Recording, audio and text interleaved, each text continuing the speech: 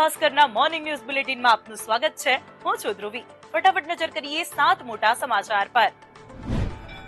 આજે ગુજરાતભરમાં શ્રી કૃષ્ણના 5251માં જન્મોત્સવની પરંપરાગત રીતે ઉજવણી થઈ રહી છે। ત્યારે દ્વારકા, શામળાજી અને ડાકોરમાં ભગવાન શ્રી કૃષ્ણના દર્શન કરવા લાખોની સંખ્યામાં ભક્તો પહોંચ્યા। આજે જન્માષ્ટમીના પર્વ પર મેઘરાજા 7 જિલ્લાઓને થમરોડશે। હવામાન વિભાગે અમરેલી, ભરૂચ, વડોદરા, વલસાડ સહિતના જિલ્લાઓમાં ભારેથી અતિભારે વરસાદની શક્યતા સાથે રેડ એલર્ટ આપ્યું છે, તો અન્ય 26 જિલ્લાઓમાં ઓરેન્જ એલર્ટ જાહેર કર્યું છે।